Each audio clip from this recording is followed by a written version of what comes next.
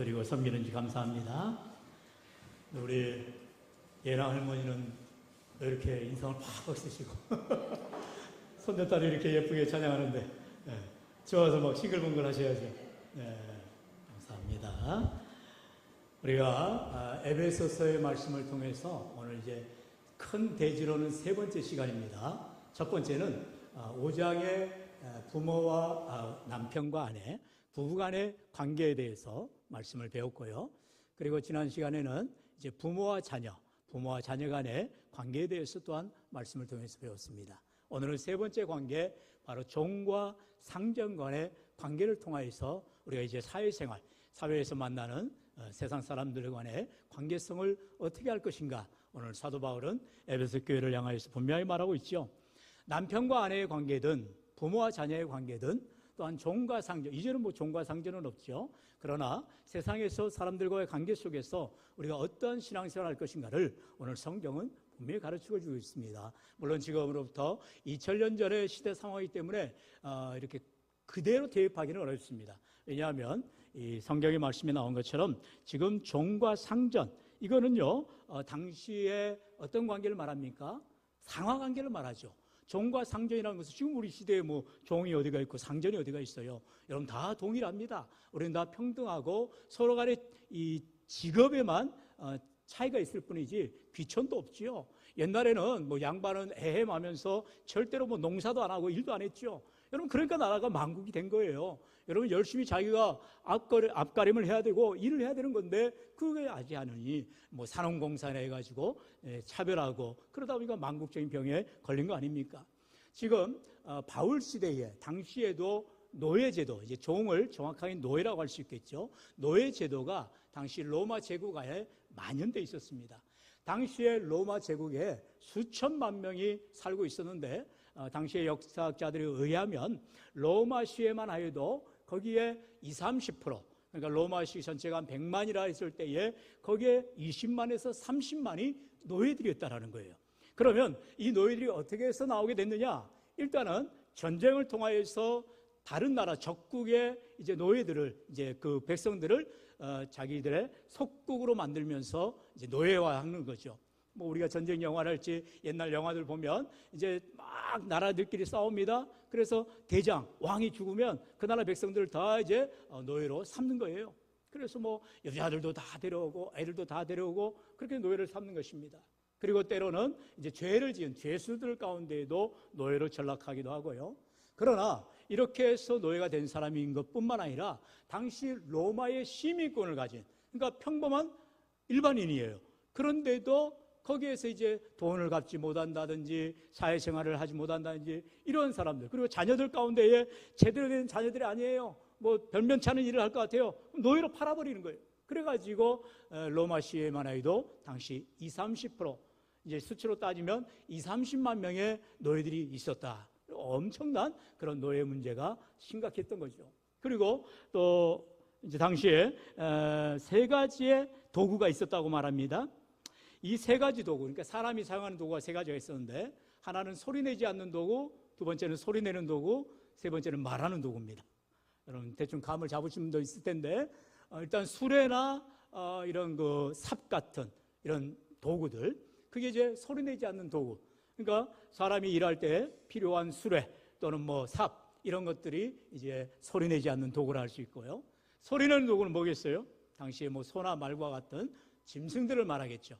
그래서 뭐 밭을 기경한다든지 이럴 때 소나 말들이 이제 잉 하고 막 소리를 낼 거 아닙니까? 그러니까 소리내는 도구가 있어요. 세 번째 도구가 있는데 그건 뭐다고요? 말을 하는 도구다라는 거예요. 노예를 말하는 것입니다. 그만큼 노예는 사람이 아니라는 거예요. 그저 도구에 불과한 것입니다. 그래서 병들고 아프고 그러면 죽는 거예요. 죽이기까지 하는 거예요. 이렇게 주인에게 있어서 그것은 노예가 그냥 도구에 불과한, 그 당시에 너무나도 인권은 말할 것도 없고 사람이 아닌, 그만큼 아주 너무나도 힘들게 학대를 받아야만 했던, 그래서 심지어 이 노예들이 이제 폭동을 일으키기도 하죠. 그런 일들이 왕왕 있었는데요. 지금 이 민감한 아주 예민한 문제인 이 종과 상전에 대한 문제를 지금 바울은 다루고 있다는 것이죠. 우리 본문 5절 같이 읽어볼까요? 시작. 종들아 두려워 알고 떨며 성실한 마음으로 육체의 상전에게 순종하기를 그리스도께 하듯 하라. 아멘. 여기서 말하는 상전은 뭘 말하겠어요? 바로 종의 소유권을 가진 주인들을 말하겠죠. 그러므로 종은 일정한 어떤 보수를 받고, 우리 옛날 집안에 이렇게 하인들이 있었잖아요. 그런 하인들 개념이 아니에요. 그 사람들은 우리가 먹을 걸 주고 또 교회 이제 자기 집에 일을 해주는 그런 이제 이쪽에 보면은 그 소속된 이 노동자였죠. 그러나 지금 이 시대에는 단순한 노동자 개념이 아니라 완전 노예, 그러니까 물건과 같고 도구와 같은 그런 자였다는 것입니다.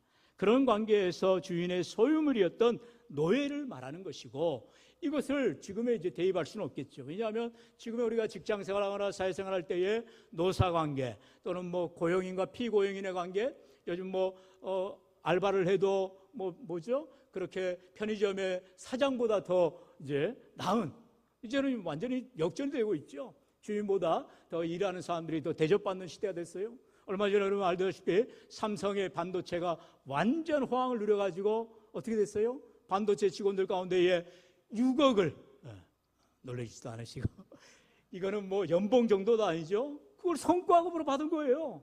그러니까 같은 삼성 직원들 가운데에도 완전히 격차가 심하니까 이게 뭐냐 이렇게 말하고, 심지어 삼성의 주주들, 여러분 가운데 주주들도 계실지 모르겠지만 주주들은 더 열나는 거죠.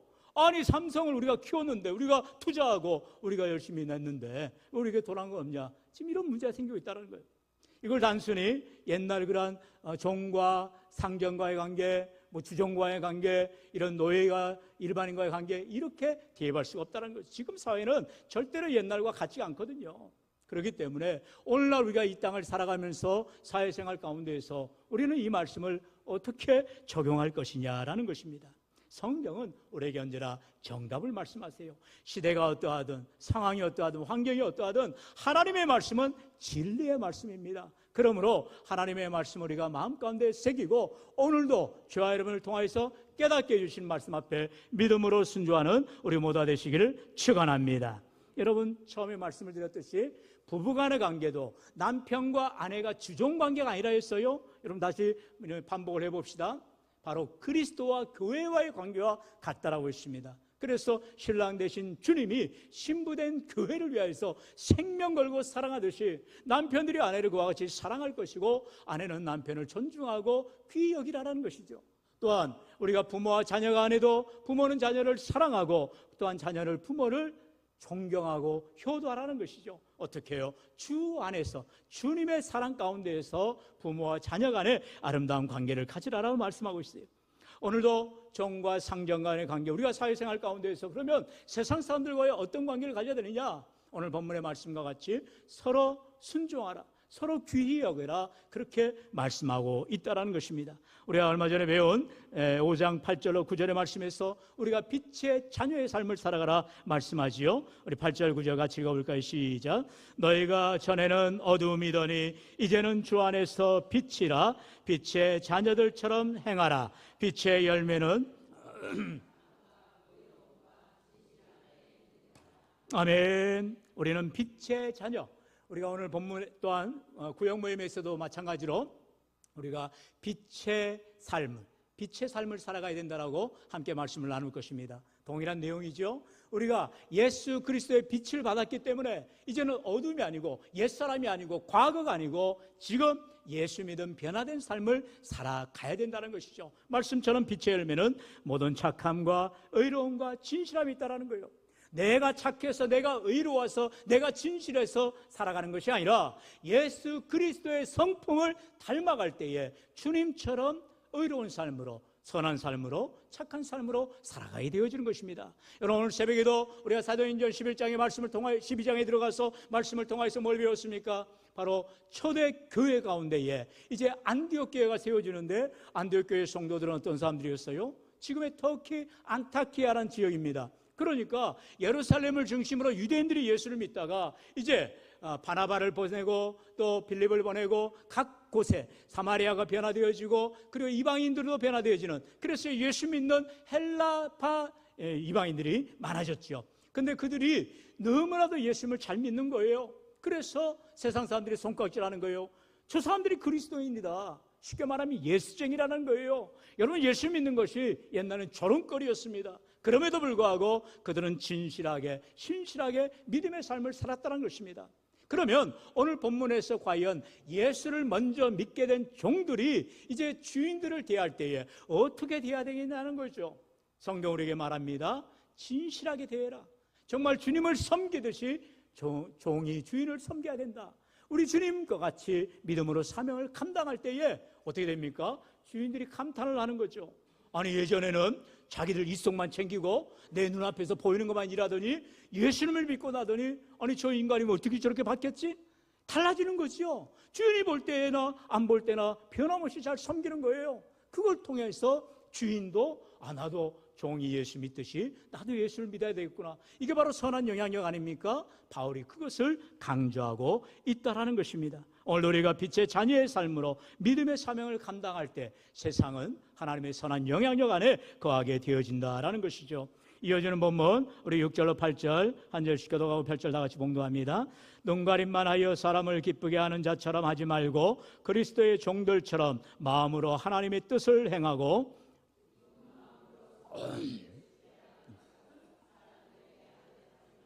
다 함께요. 이는 각 사람이 무슨 선을 행하든지 종이나 자유인이나 주께로부터 그대로 받을 줄을 알미라. 아멘. 바울은 이렇게 말하고 있는 거죠. 사람의 눈속임에 휘둘리지 말아라. 사람을 기쁘게 하는 사람이 되지 말라. 무슨 말이에요? 항상 하나님 앞에 진실되게 성실하게 살아가라라는 것입니다. 여러분, 적어도 예수 믿는 사람이라면 차이가 있는 거죠. 변화가 있는 거죠. 성품이 달라도 또 말이 달라도 삶이 달라도 뭔가 다른 게 보이죠. 왜요? 우리는 하나님을 두려워하거든요. 하나님 우리의 모든 것을 다 보시기 때문에 하나님 앞에 믿음의 삶을 살아가는 것입니다. 그러나 세상 사람들은 어떻게 합니까?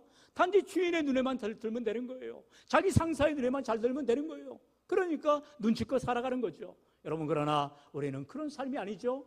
우리는 밤이나 낮이나 언제 어디서나 늘 변함없이 한결같이 하나님 앞에, 그래서 종교개혁자들이 코람데오란 말을 우리가 늘 기치를 냈었죠. 하나님 앞에서 늘 하나님 앞에 있다라는 것이죠. 그렇기 때문에 사람이 보든지 안 보든지 있든지 없든지 믿음의 삶을 살아가게 된다는 것입니다. 오늘 눈가림만 하여 사람을 기쁘게 하는 자가 되지 말라라는 것이죠.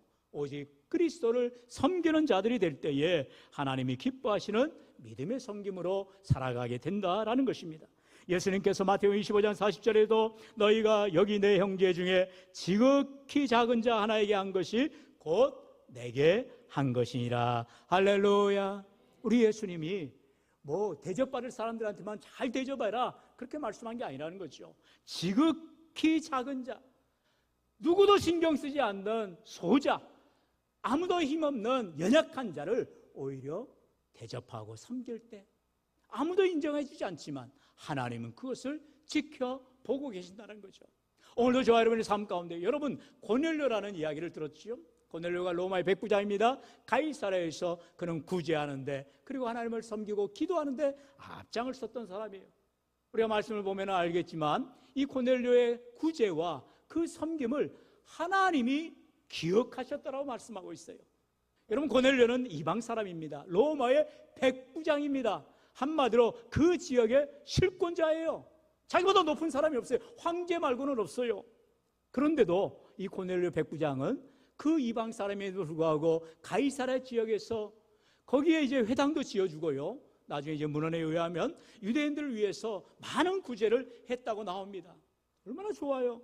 여러분, 내가 이방인이지만 내가 이렇게 예수를 믿고 하나님을 의지하기 때문에 당신들과 함께 귀하게 살아갑니다. 고백하는 이 고넬료, 하나님이 기억하셨다라는 거예요. 그리고 그 가이사랴에서 50km가 넘는 욥바의 시몬이라고 하는 무두장이 집에 살고 있는, 지금 얹혀 살고 있죠. 베드로를 환상 가운데 보여줍니다. 그러면서 베드로로 하여금 이 가이사랴에 가서 고넬료에게 세례를 베풀라고 하는 거죠. 여러분, 공식적으로 처음 일어난 일이죠. 이방 사람인 고넬료가 베드로에게 세례를 받고 성령 충만을 받고 하나님의 귀한 제자가 되어지더라는 것입니다. 그가 이방인이었다고 해서, 로마 사람이라고 해서, 그가 백부장이라 해서 예수를 믿지 못하는 조건이 아니라 오히려 그 일을 통하여서 하나님 나라가 더 확장되도록 하는 귀한 일에 쓰임바 되었다라는 것이죠. 오늘 우리의 삶 가운데에 때로는 우리의 삶에 어려움이 올 수도 있어요. 직장 상사가 예수를 믿지 않는다든지 또는 타종교인이랄지, 그러면 힘들죠. 때로는 술을 권하고 또는 담배를 또 같이 태워야 되고 뭐 여러 가지 향나게 즐겨야 되고 그럴 때가 있을 거 아닙니까? 그럴 때에 분명하게 그리스도임을 나타내라는 거예요. 그게 바로 믿음의 모습이라는 거죠. 그러면 불이익이 오죠. 당연히 일을 갖다가 몰빵을 줄 수도 있고요. 너 예수 믿는다고 나에게 이렇게 돼? 그러면서 주인이, 때로는 우리의 상사가 힘들게 할 수도 있죠. 그럴 때 더 성실하게 섬겨나가라는 거예요. 주를 위해서 희생하고 섬기라는 거예요. 그럴 때 하나님이 기억하여 주시고 그 상사의 마음을 변화시켜 주시고 주인의 마음을 변화시켜 주시고 우리의 삶 가운데 놀라운 은혜를 베풀어 주시겠다라는 것이죠. 그럴 때 오늘 이 바울이 말하는 것처럼 하나님 앞에 믿음으로 사명 감당하면 하나님이 꼭 기억하여 주시겠다라는 것입니다. 우리 다시 한번 9절 말씀 다 같이 읽어볼까요? 시작. 상전들아 너희도 그들에게 이와 같이 하고 위협을 그치라. 이는 그들과 너희의 상전이 하늘에 계시고 그에게는 사람을 외모로 취하는 일이 없는 줄을 너희가 알미라. 아멘. 지금까지 8절에는 이제 종에 대한 메시지였다면 9절의 말씀은 이제 주인들에 대한, 상전들에 대한 말씀이죠. 그런데 여러분 이 말씀에 보면 상전들아 너희도 그들에게 이와 같이 하고, 이 말씀을 그 문자 그대로 이해하면 똑같이 주인도 종들에게, 종들이 주인에게 섬기듯이 섬겨야 되느냐? 아니에요. 그럴 수는 없죠. 물론 지금이야 여러분 이제 서번트 리더십이라 하죠. 그래서 사장이 직접 아주 허드렛 일도 하고 또 이렇게 사원의 일들을 또 감당하는 것들을 우리가 뉴스나 보면서 참 대단하다, 저렇게 대표가 앞장을 서서 섬기니 저 회사는 정말 다르구나 인정하게 되죠. 그러나 당시에는 이 사회 계층이나 문화 자체가 이제 노예제도가 합법이었어요. 그렇기 때문에 상전이 종에게 굽신굽신하거나 그 사람들을 위해서 할 일이 없어요. 그렇게 하라는 것이 아니라 오히려 성경을 자세히 보면 상전에 상전이 있다라는 거죠. 누굽니까? 바로 하나님이죠. 상전들에게는 또 상전이 있는데 바로 하나님을 섬겨라, 순종하라는 것입니다. 당연히 상전에게도 또 상전이 있고 그 위에 또 상전이 있는 거지요. 오늘 성경은 누구라도 서로 순종하고 믿음으로 사명을 감당해 가야 된다는 것이죠.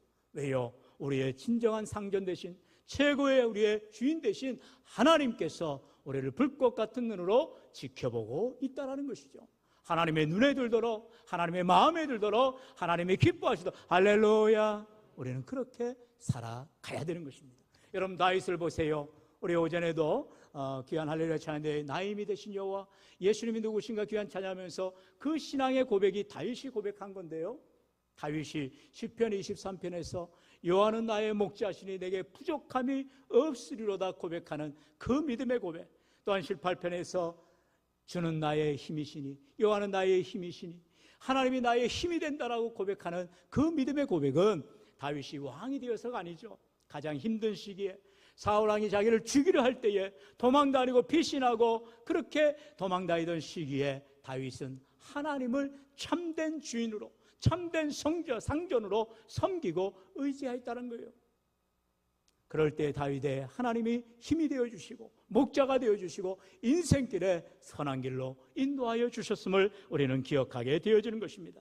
오늘도 우리의 삶 가운데에 때로는 인간의 연약함을 가지고 살아가지만 하나님이 우리를 보시고 계심을 기억하고 우리의 참된 주인 대신 하나님의 기쁨이 되기 위해서 주를 위하여 믿음으로 살아갈 때에 하나님께서 우리를 은혜를 베풀어 주시고 함께해 주시는 줄로 믿습니다.